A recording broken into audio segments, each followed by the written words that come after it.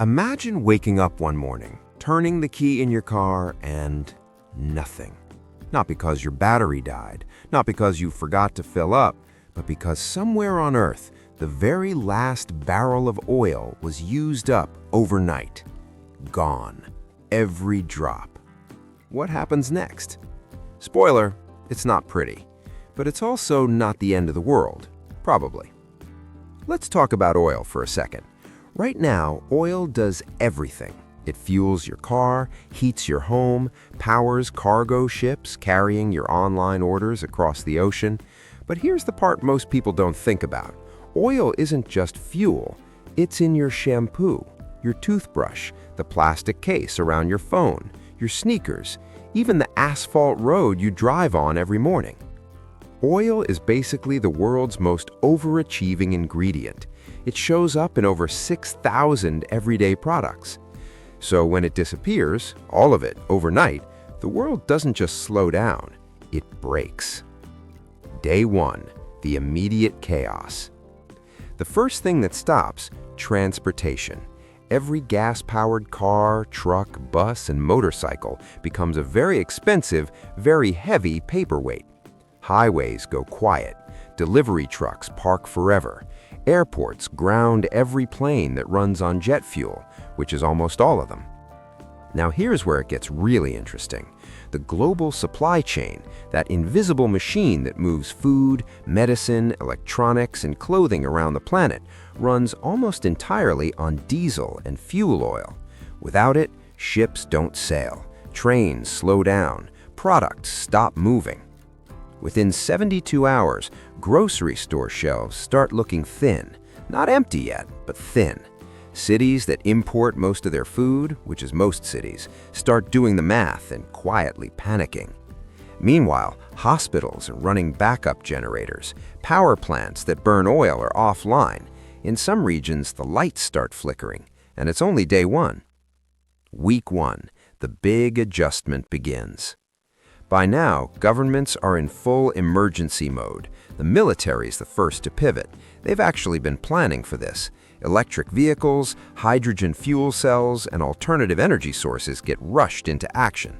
But the military's a small slice of the pie. The rest of civilization, not so ready.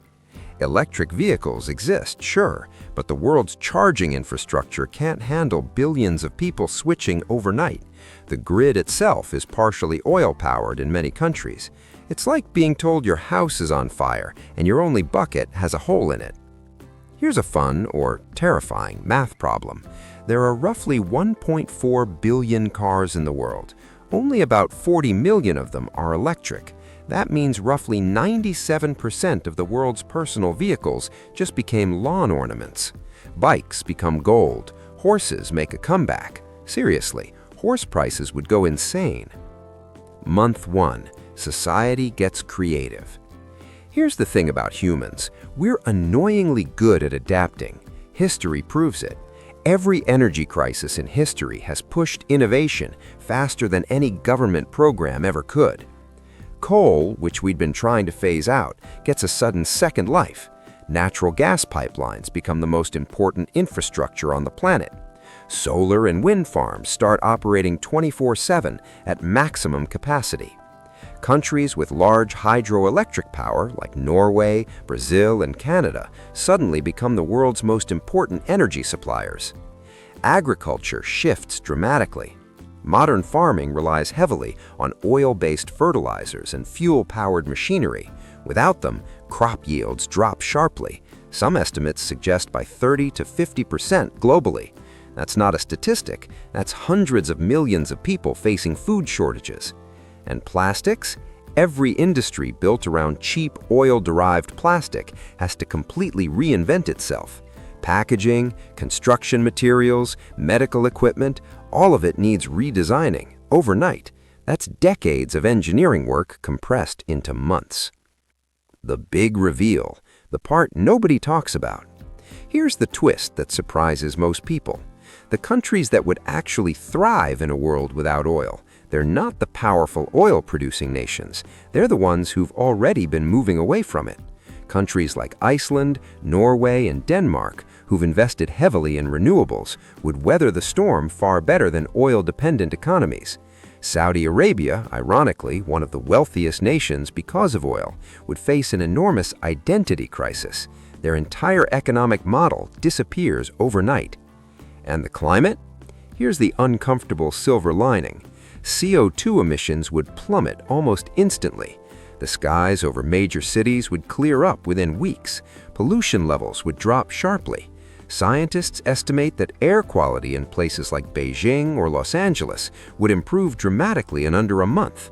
The planet, in some measurable ways, would start to breathe again. It's the most bittersweet plot twist in human history. The thing that destroys our modern economy might accidentally save the environment. The wrap-up. What does it all mean? So would we survive? Yes, humans are stubborn like that. But it would be the most painful, chaotic, expensive, and disruptive thing civilization has ever faced. More disruptive than any war, more widespread than any pandemic. The global economy would shrink, billions of lives would be upended. The transition to a post-oil world, which experts say we need to do gradually over decades, would instead happen in a violent, unplanned crash. The good news? The technology to replace oil mostly already exists. Solar, wind, nuclear, electric vehicles, alternative materials, they're all real and growing. The world running out of oil overnight is a nightmare. The world choosing to move away from oil carefully and deliberately, that's actually possible, and honestly, a much better story. The real question isn't what if the world runs out of oil. The real question is, are we going to wait until it does? If this made you think, hit that like button. It helps more people stumble onto questions worth asking. Drop a comment below. What do you think happens first when oil runs out? Chaos or innovation? And subscribe if you want more what-if scenarios that keep you up at night in the best possible way. See you in the next one.